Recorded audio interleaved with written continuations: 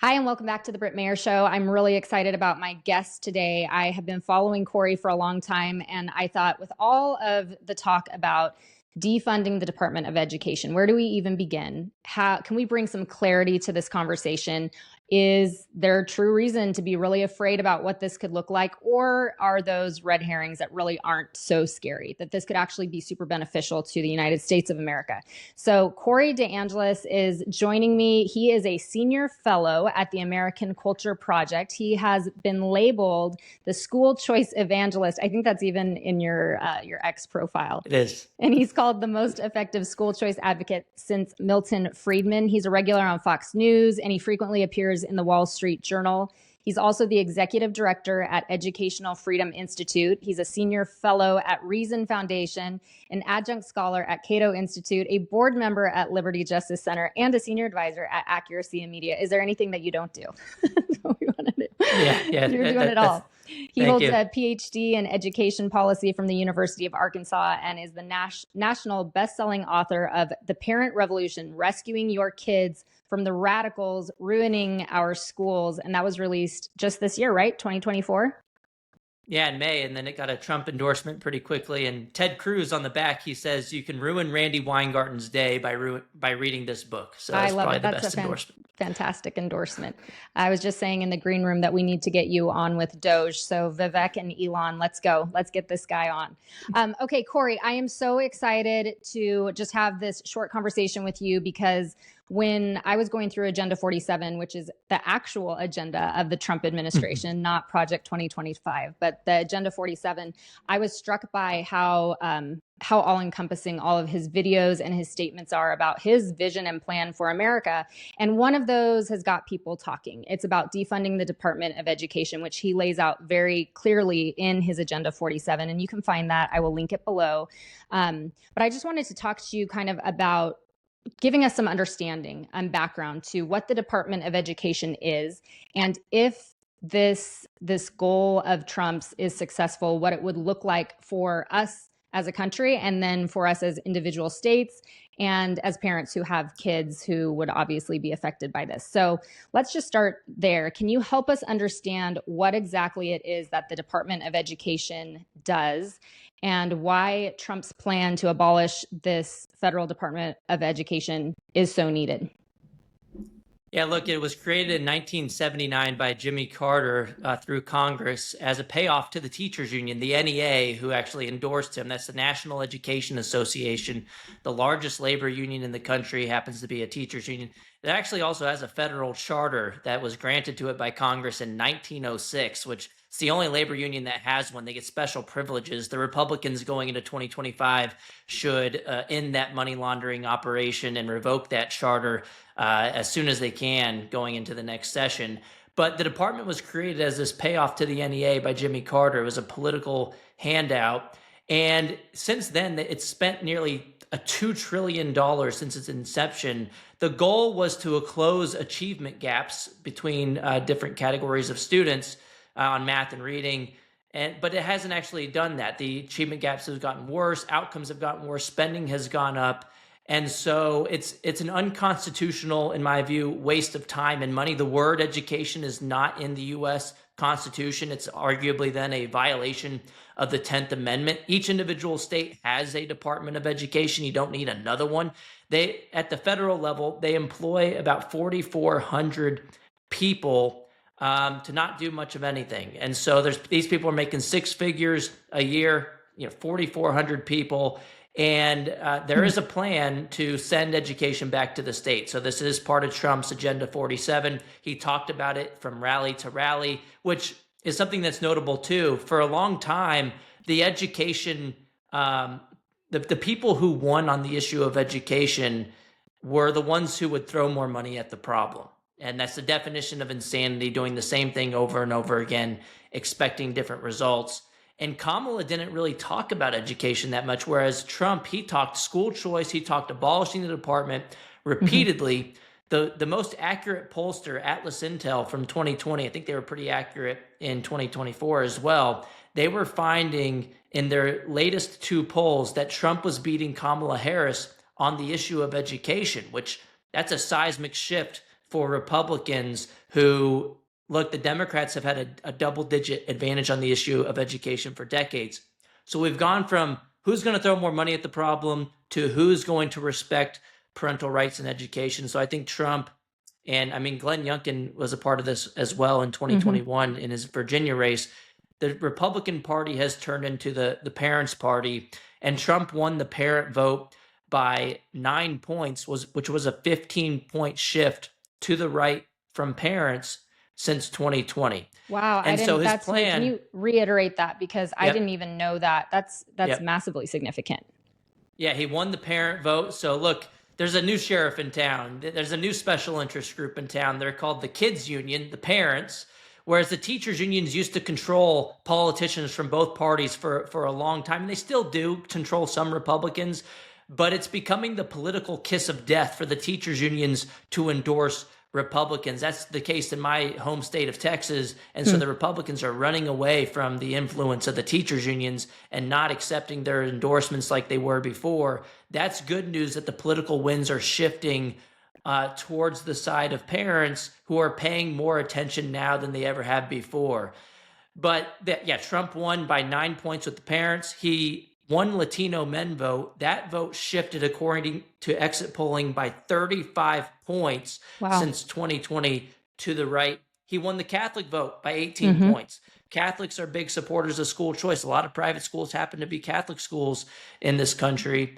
And I do want to hit on the actual plan to abolish the department. Look, it's an unconstitutional waste of time and money. It hasn't led to better outcomes. It's been a waste of money. It's you could send the money back to the state. So a lot of people ask, well, if you abolish it, well, we're going to lose all the money that is associated with that, and we're going to be worse off. Well, no, the plan is, Trump has repeatedly said, to send education back to the states. You'll have more local control. That funding would come in the form of block grants from the Department of the Treasury back to the individual states based on how many students you have.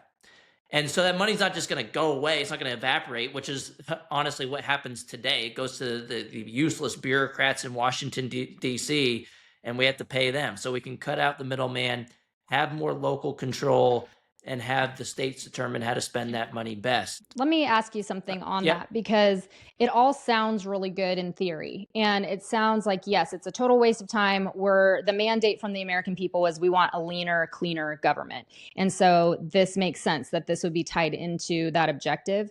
But one of my questions in that is, theoretically, it sounds good, but to accomplish that, we have to get through approval. It can't just be that Trump, with a swipe of his pen, abolishes the Department of Education. It's got to go through the proper channels.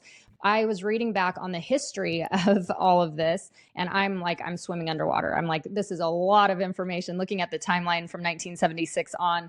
But I actually didn't realize that in 1980, when campaigning for president, Reagan called for the Department of Education to be abolished. He called it President Carter's new bureaucratic boondoggle, and he wanted it abolished. It didn't happen. It failed. This whole proposal that he crafted in 82, it went nowhere on Capitol Hill. So what confidence do we have now that Trump's goal, which is really a Reagan goal from back in the 80s to abolish the Department of Ed, could actually go through and happen this time? Yeah, so like you said, it does require an act of Congress to undo it. Trump can't snap his fingers. The new education secretary, Linda McMahon, won't be able to snap her fingers. Betsy DeVos wasn't able to snap her fingers and do that. It requires the Senate and House to come along to pass a bill, which there is a bill that now by Senator Mike Rounds out of South Dakota. It's the Returning Education to Our States Act. And look, Republicans have a trifecta going into 2025, and hopefully they can all lock arms and get on board. However, in the Senate, there is something called the filibuster, and I don't think the Republicans are going to vote to end the filibuster, which is something that the Democrats were talking about. All of a sudden, the Democrats don't want to do that anymore because they're no longer going to be in charge. But that requires 60 votes in the Senate to overcome a filibuster, and so it might be tough to do that if the Democrats decide to filibuster a bill to abolish the Department of Education. And so, what's different this time? We have more momentum now than we ever have before, at least relative to 2016. You know, look, Trump was talking about school choice in 2016 too, but we Right. didn't have the COVID parent awakening where parents got to see what was happening in the classroom. It was kind of something we would talk about, and it was like, yeah, we all support competition, and but it wasn't really happening. But now we're actually having school choice legislation passing at the state by state level, which gives me hope at the federal level too. We have the Educational Choice for Children Act as an aside.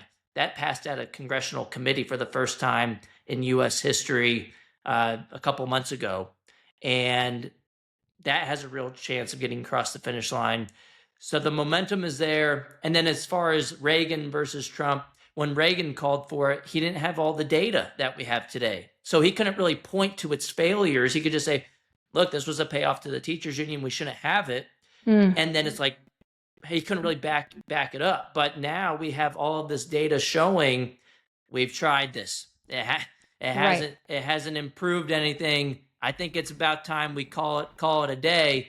It's been a failure, and we can make that case. On the other hand, there are more entrenched interests now since it's been around for a long time. You got those 4,400 employees. You got people who because the department has existed for so long, believe that education won't exist without it. But again, that bill by Senator Rounds has a plan to have the block grants. The funding goes back to the state, so don't be worried about the money. You think about federal special needs individuals with disabilities education act, the IDEA, to protect students with special needs. The plan is for that to go under the Department of Health and Human Services. You think about civil rights law. That is the plan for that in the bill, is to go under the Department of Justice. Pell Grants, if you're really concerned about Pell Grant scholarships for college, that would go under the Department of Treasury.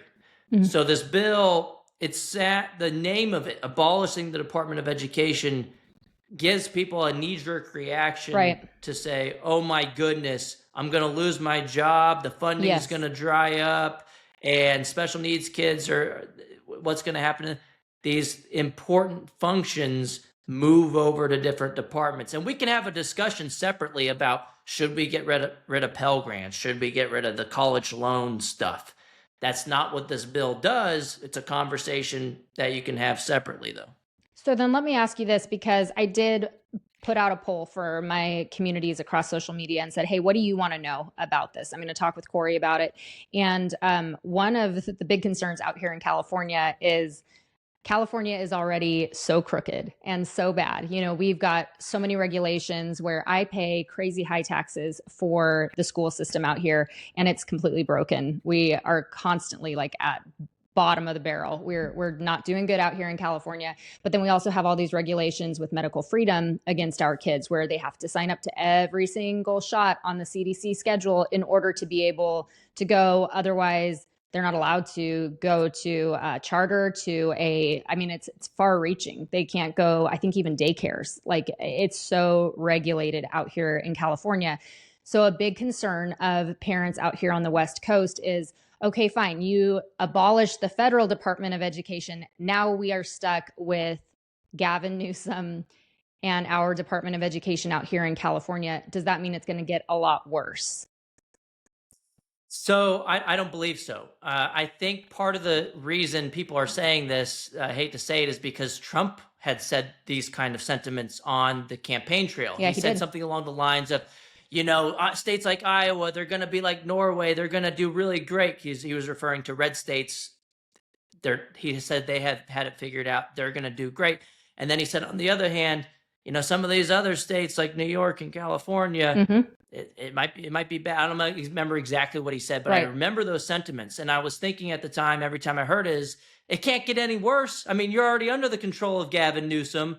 What else can he do that he doesn't have the power to do? It's not like the federal Department of Education is stopping him from the legislature in California from passing policies that you don't like. What about all of the woke policies, like the CRT, the hypersexualized pornographic material that's been pushing into our schools? I feel like California and other states like California out here is such a haven for that. So if you remove the federal oversight, right? You've abolished that department. Then could California just go even more to hell in a handbasket with all of that? Or would there be any oversight to say, no, you've gone too far? What would that look like? I guess that would be the concern of parents. So that's one piece of the reshuffling. So like the Civil Rights Division, as I mentioned, goes under the Department of Justice. And so, you can make those claims in courts still as you could today, with or without the bureaucracy of the Federal Department of Education. So that doesn't change at all in my view. And so you might as well get some of that money back and not waste it on bureaucrats in DC. It's not a perfect solution. I will admit that. It's not like, oh, you abolish the Department of Education and now California is going to have a thriving school system. You still need to reform it from within your state. And the reality is 90% of K through 12 education funding is at the state and local level. So you got to continue pounding it away at the school board meetings. You have to hold your elected officials accountable at the K through 12 level. And by the way, even if we pass this nationwide school choice bill, it will provide school choice to families in both red states and blue states, because it's the families opt in, the states don't necessarily opt in. It's a tax credit. You can get some of your federal dollars or get to keep your federal tax dollars for education. And so you don't need to get Gavin Newsom's approval for doing that. That would be a step in the right direction. But federal education spending is only a small amount. So, it might be a couple $1,000s of a tax benefit, which is a huge help. But if you really want to get a sizable change, you're going to need to make change at the state and local level too. There's no way around that. And so maybe California becomes a red state at some point, the more that the Democrats dig into the anti-parent rhetoric. We saw this with Terry McAuliffe in Virginia, who lost to Glenn Youngkin. That hasn't come to fruition in California yet. I understand that. But states do change who controls the balance of power over time. I don't know how long that's going to take in California. I don't have a crystal ball. But we can't just give up the fight because, someone's going to save us in Washington, D.C. It's not going to happen. I like all that. I think that one aspect that I want you to just, before we close out, focus on is obviously that would be the fear is like what you've already covered. The IEP situation, kids who have special needs, that's not going to be a concern. The concern of like the money is going to suddenly not be there, that's not a concern. Are you going to lose your job if you're a teacher? That's not a concern. So there are a lot of these like fears that we have. You're clearly saying like those are unreasonable, unfounded fears. It's not going to be It's not going to be as scary as people are feeling right now because it's so new. But what I want you to focus on real quick with us is if Congress passes this, what could parents expect to see look different over the next 4 years within education that would be incredibly positive? What do we have to look forward to with this move? You'll have more local control over that funding. And so that's a benefit. It's not going to, it's probably not going to lead to, you being ranked X and it's not going to like drastically increase your student proficiency because again, that change mostly needs to happen at the state and local level. The Department of Education, if they're currently, telling you that you have to do X, Y, or Z to receive the funding, and you can get rid of those regulations like the Title IX problem from the Biden administration, not protecting women. That's obviously a benefit if we can get rid of the department. But that'll be a benefit with the new administration, whether you get rid of the department anyway. What do you expect to see with the red states versus the blue states, like in the net positive gain of abolishing this department? Like overall, you're constantly talking about it on X, and I would really encourage people to follow you over there. I think just the other day you tweeted how the United States had some of the biggest declines on the latest international math test. It was an 18-point drop since 2019. Only 3 countries had bigger losses. Countries, yeah. Iran. One that I can't pronounce. Azerbaijan, Iran, and Kazakhstan. Sweden kept their schools open and their scores increased 9 points, obviously talking about the impacts of COVID and all the crazy stuff we did to our kids here. So with that in mind, what could we see stratified across America if the Department of Education is finally abolished? That would be not just talking California specific, but in terms of our entire nation, the net positive gain. Yeah, I mean, the biggest positive gain will be for states who want to empower parents and won't have to worry anymore about the federal government telling them what they can or can't do. And so the red states are going to have the biggest success. I don't think there's going to be much downside in the blue states, if any at all. Things can't get much worse. Yeah. And so we can only get better from here. And most of the change is already happening in the red states when it comes to universal school choice passing in 12 states already. The next state on the list will be my home state of Texas. We have the votes now to pass universal school choice, having the money follow the child.